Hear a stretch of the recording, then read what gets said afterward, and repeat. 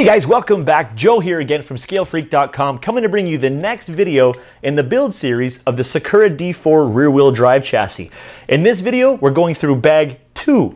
In this one, we're going to do the front and the rear bulkheads, including the whole motor mount system and the drive belt. So stay tuned to the video to see how it's done. Okay, so for this video, we are going to go into bag 2. Correct tools for this one, you're going to need your 1.5, your 2, your sharp hobby knife. You're also going to need to get yourself some Loctite. I prefer Loctite 222. If you read the description of what Loctites are, you'll understand why it's the best one for the job. Now going through this, what we're going to do today is the rear bulkheads. Just set this aside for 1 second. We're going to do the rear bulkheads, or sorry, the front and rear bulkheads, and the gear system that is the drive system. Now most of these parts are plastic. There are some option parts that you can get if you want that are aluminum. You can head over to RC Mart to pick that stuff up. Now of course I like to have the magnetic pit tray and the part tray, or the magnetic pit mat and the parts tray, just to make sure all my stuff doesn't wander off on me. Open up all the bags here. Now, when you're going through some of these parts, by the time you're done, you will have a couple spares. Because remember, some of the parts on here, like this gear right here and that gear cover, are actually meant for the all-wheel drive kit, but because it comes on one little parts tree, it's just included in it. So first step is we are going to start to build the mount that the motor is eventually going to connect onto. So we are first looking for this little guy right here. Just pop this off the parts tree. And again, make sure you clean things up really nice so that you avoid any complications later with having just extra little bits of plastic and stuff hanging around. There we go. A little bit right there. And of course, we are going to need the piece that, again, the motor eventually mounts into. Hold on, let me just move some of this stuff out of the way. There's no need to have all of this parked in front of the camera when we're not using it right now. There we go, and get rid of the belt. All right, so in here, we're gonna need the screws, mostly the 10 mils. Now, another neat thing about this is in the instruction manual, if you're not sure what a 10 mil is, these are the equivalent size screws. So if you just kind of hold it up to the page, let me find this here. If you hold it up to the page, it'll actually tell you what the length is. So that's not the 10, that's a little longer. That'll be used later on. So 1, 2, where we got here, 3, and of course, the fourth 10 mil, where'd you go, little buddy? Is in here as well. Whatever, I'll find that in 1 second. So what we're gonna do is go in, keep yourself a piece of plastic. I usually like to do this with my Loctite. Instead of constantly going back to the bottle, I just put a little bit on a piece of plastic. That way it's disposable later. There, just like that. Now what we're gonna do is mounting this onto the side like that. Now these screws are going to back into these little metal rods and this guy right here. So the reason why I have the Loctite is because it's metal going into metal. Eventually it will vibrate itself out. So you want to make sure that you've got a really nice solid connection while you're doing it. So let me see here, grab my 2 mil, grab my 10 mil screw. This will fall through here, no problem. This will go through here, no problem. And then typically what I do here is just touch the Loctite with the end of my finger, spin the screw a little bit, and on it goes, just like that. And of course, do it on the other side as well. The other side is, instead of getting one of these giant standoffs, it's getting this piece right here. Just to make sure you got it pointing in the correct direction, because later on the top plate will actually screw to that. I'm not snugging them down just yet, because I want to make sure the alignment is correct on both sides. Ba-ba, ba-ba. You can do that on that way if you'd like. Just as a heads up too, Loctite will stain these pit mats. It'll also stain your clothes. So keep that in mind. Just wipe it off as quick as you can. That way your pit mat doesn't start to look like mine. And I know I'm sure you've made a nice investment in all of your pit gear. You want it to last as long as possible. Keep it looking great. And you don't want to mess it all up like I did. So of course I've got that on there. Crank it down, crank it down. These ones here you got to kind of hang on to because they will spin, but snug them up as best you can. Use a cloth to get all the extra Loctite off your own fingers. And there's that last one there. Ba-ba. And through there, and snug that bad boy on right there. So there we go. Now that part there is set up. We're gonna kind of set that off to the side just for 1 second. Now that that's built, we have to get ready to put it into the chassis itself. But in order to do that, chassis needs a couple things. Let me move some of these things out of the way. They are getting in the way. So the chassis is gonna need a couple things. If you take a look at one of the parts trees, what you need are the bulkheads, and eventually you'll need these spacers as well. So pop them all off right now and just set them off to the side and get rid of the garbage. No need to keep that stuff laying around. I like to use the hobby scissors to go in here and just clip out the stuff that doesn't fall off on its own. And then of course, especially with these, because bearings and these little bits are eventually gonna slide into there, take a good moment to clean those parts out. Ba-ba, ba-ba. And again, be very careful. You are using a sharp hobby blade, or at least you should be. Not using a sharp one makes the job even harder to do. Ta-da! Okay, so you will notice on these, there is on one side some countersunk screw holes. When you're mounting those things onto the system, you want them to be facing the outside. Because later on what that actually is it helps you pre-tension the belts.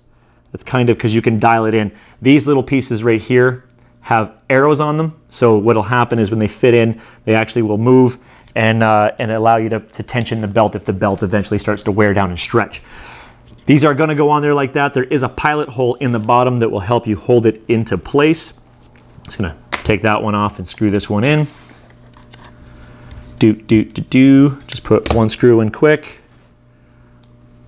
just to hold it into place. Now make sure, guys, when you're putting the second screw and you're starting to tighten them down, make sure that pilot has actually gone through the hole on the chassis. Otherwise, if you crank this thing down far enough, you'll either A, strip the screw out because it won't fit correctly, or just crush that little pilot knob there. So you don't want to do either of those.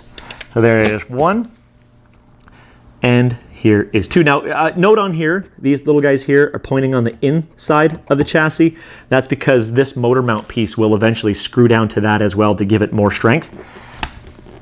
And lock it up to the rear, because again, that is where the drive system is going to be. Tightening that stuff up as best you can is beneficial for everything. It'll also, because remember, the motor vibrates, so the best it can stay locked down, the less you're going to have to go back and tighten screws later, or stuff's going to fall off your kit. Because nothing ends a good drift day better than screws falling out and you don't have the spares. I've said it a ton of times on previous videos. Sometimes a nothing part is a nothing part until you don't have it. And if a screw falls out, it's nothing if no one, if someone has one. But if no one has a spare for you at the day or at the drift spot that day, you're done. So just get those kind of snugged down a little bit. Now you'll see that is boom, like that. Now you're gonna do the same thing to the front of the kit, but because the front doesn't need this attached to it, I'm just gonna skip showing you that on the video. It's just the exact same thing. Pop them out, put them in the front.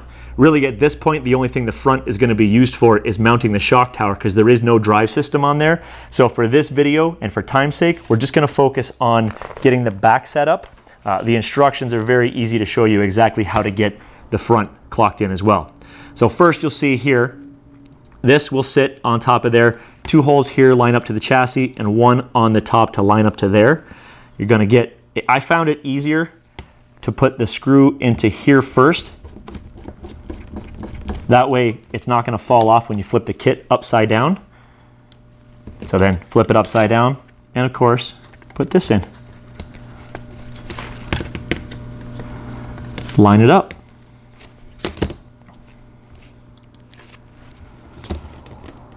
I love this stuff. I know it doesn't need to be said, but I want to say it. I love the building part of the hobby. This is my favorite part. Making these build videos are my favorite part of the hobby. So snug it down. Remember guys, don't crank it down because you might cause some tweak later. You can make your adjustments later on the bottom end of the chassis because everything is still exposed. So now I've got that down like that. Now, with this in there, we're not going to put the second side on just yet because we have to get the whole top shaft and gear system set up. So for now, we'll just set that aside. And the gearing system, we've got that. We've got a couple bearings right here. Oh, little spacer that we need is just stuff inside the bearing. Get out of there. There we go. Of course, top shaft, this little dude, and then of course we got some screws and stuff in there, which I'll go to in just one moment. Over here and over here. I'll get that one in a second. So first, this guy here, if you notice, it's all full up in the center. The instructions do indicate that you need to go in here and just punch this out with a hobby knife. There's some I'm not going to say pre-drilled, but some pre-tapped sections where it's really easy just to pop that center out. And then what you're going to do is just set it onto the middle of that and line it up with the screw holes. So just like any spur gear for almost any kit ever, it's all going to line up, no problem. Grab the small screws. And what I do is kind of like screwing or putting a tire on a car, right? You're going to kind of stagger how much you're cranking them down. I've noticed even with the plastics, if you were to crank one screw right down and then move on to the next screw, the chances of you kind of making the gear wobble like this are very high. So just kind of put them on a little bit, and then just like you're putting on a tire on a car, go through and do the lug nuts a couple turns and then move across to the next one, a couple turns until you've got it all tightened down to make sure that it all tightened down evenly. So that's what I'm going to do here. Just one second here.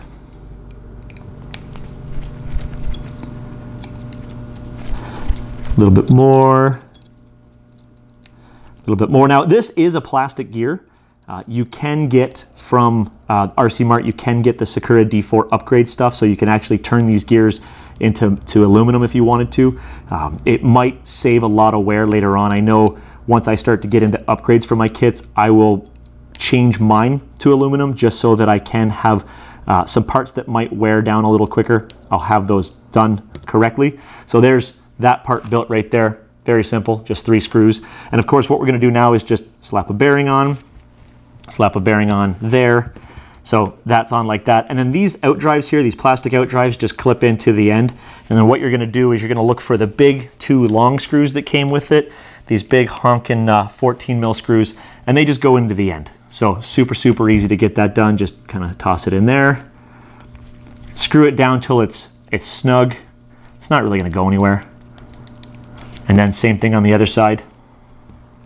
And you will have now created what in a different kit might be considered a differential. I believe you would just call it a spool on this kit. So there we go. Again, just snug it. You could turn this thing for days. That screw's pretty hot when it gets in there, so you could just turn it and strip everything out. But come on, guys, who really wants to do that? So you've got that part built right there. Now, these little guys here, again, clean them up. The little circle guys with the arrow on it. That one, clean them up because they're going to go onto the side of these as well. So what you're going to do is, got something on my nose. What you're going to do is slap them on each side, the bearing holders. So on the short side, you're going to put the A, they are labeled. So A goes on the short side and B goes on the long side, the long side. And then this bad boy here is just going to get dropped directly into here, like that. Not yet though, in a minute. You know what, let's put it in now. Just make sure you put the belt on, otherwise, what's the point? You're gonna have to pull it back apart. So kind of put that guy in there like that. You'll wanna get the arrows. I don't know if you can see it. Let me see where that arrow go. There it is. When you're putting it together, those arrows that are on those little carriers, just make sure that they're pointing towards those. See, like that? That will be your thread adjustment later. Right now I'm just going to kind of leave it as is. I'll adjust the tension on the belt in a little bit. They'll still be accessible later, and those are actually done with those tiny little screws that are in there. So if you wonder why those are left over at this point, don't worry about it. I'm going to tighten stuff down later on. Now that that's put together, we have to do the top shaft. Now when you're looking at the top shaft, you will see that there are some notches in there. That's where the small little set screws are going to go. But first we need to locate the 16 tooth, which is this one here, the smaller of the 2. out, and then of course its little mate to the other side. There will be spares on there, like I said, that would be for if it's the all-wheel drive one. So just clip that off. Make sure these are cleaned up really, really well. The belt may try to skip, and if there's burrs on this, it may shred your belt. So there, I've got that all done up. And of course, they got pilot holes just to snap that sucker together. Once you get this thing all together, it's not going to go anywhere. So there's that, no problem there. Now first, these little pink guys here, you'll see there's grub screw holes in them. There's also, the other side has flat spots. So you'll also notice that the inside of this little 16-tooth gear is perfectly fit to those flat spots. And then just put this little bad boy in the middle here. That little washer goes in between them. Now, this can be tricky. If the anodizing on the inside of this is very, very thick, this can be a bit of a pain to put on there, but I got lucky. That one is perfect. Slide the little spacer on, and then this guy as well. Oh man, that fit beautiful and snug. Now what you're gonna do is you're gonna make sure that this is lined up with the flat spots. Those holes there, see those? Need to get lined up with the flat spots on that top shaft, and you're taking these little tiny grub screws.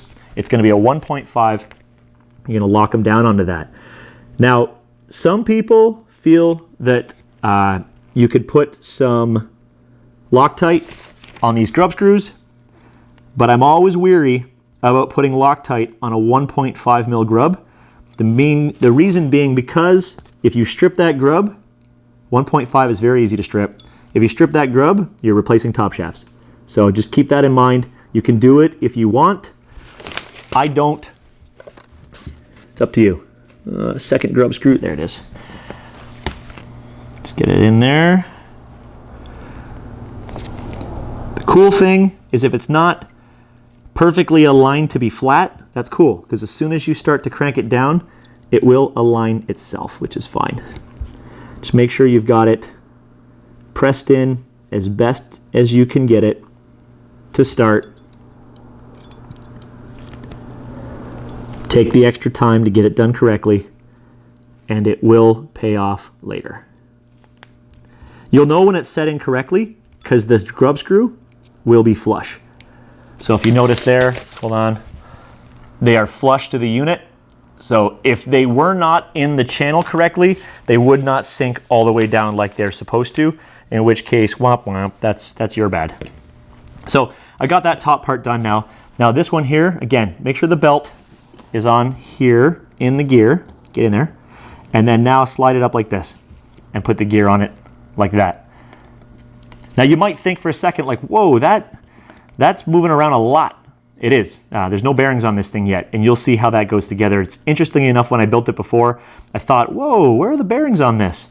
That's actually going to come right now. So I'll grab the other side of this motor mount setup, trash the plastic. Where'd my hobby knife go? There it is. Trim it up, get it cleaned up. And that's now going to go up here. Just remember to put that on there like that. So get the top shaft through the other side. Get your screw. Again, lock it down to the top of the motor mount so it doesn't, or the top of the bulkhead so it doesn't kind of wander off on you. Get your little ones for underneath the chassis. Like this. Line them up nice.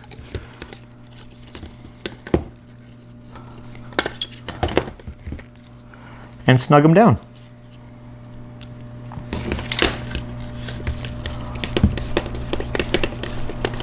Remember, just snug the bottom.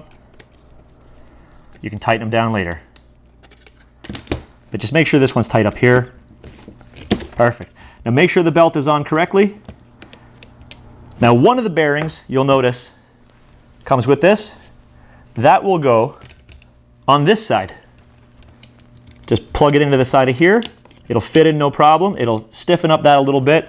And then you're gonna grab a little 6 mil screw, this little guy here, and that is going to screw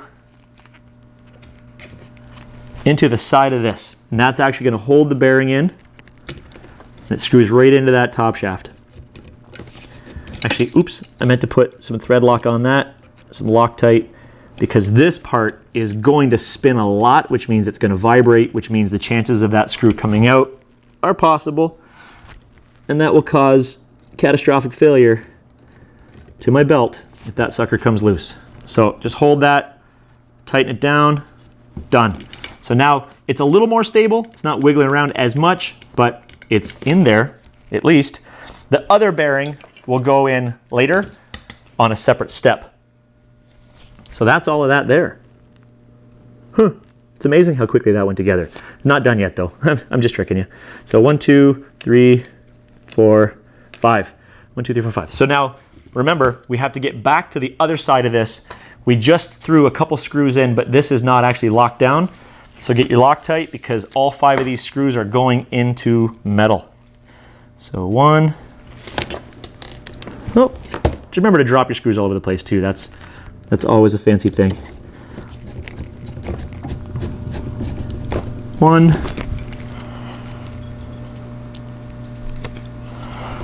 2.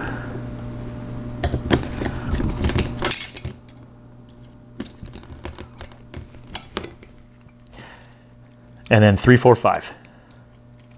I'll give you another tip too. Sometimes when you're screwing into these, those ones that are on the back side, these guys back here, the bars, sometimes they will not necessarily align 100% correct. That's fine. Just reach in there, move them around a little bit. You'll eventually get it locked down. Because remember, the other, it's screwed into plastic on the other side, which means it may have moved around a little bit. But you push it to where you want it to be, lock it down. It will give the entire unit the structure and the rigidity that it needs for when your motor's spinning like a banshee, making this thing drift all over the place. So boom, that is that being done. So that right now is how you install the rear bulkheads and the motor mount system with the drive belt into the back. Now, this is a very loose belt. I can tension this up with those guys on the side. Actually, you know what? I'm going to go through and add a little tension now. Actually, you know what? I'm not, because I forgot I have to wait until that other side's done and then you add the tension. And I'll show you that at a later time. You'll see I do have a few screws left. That's also because I did not complete the bulkheads on the front yet. I'm going to do that off camera. It's the exact same process as building the back, and it's all in the instructions. So for this video, thank you very much for watching this one and how I got that done. Again, this is a very, very easy build, and I hope that this helped get that done.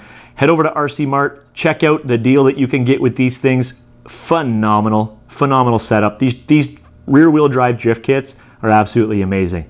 So that's it for this one, guys. Please remember to like the video, subscribe to the channel, pass this to other people through the share button, and of course, comment below.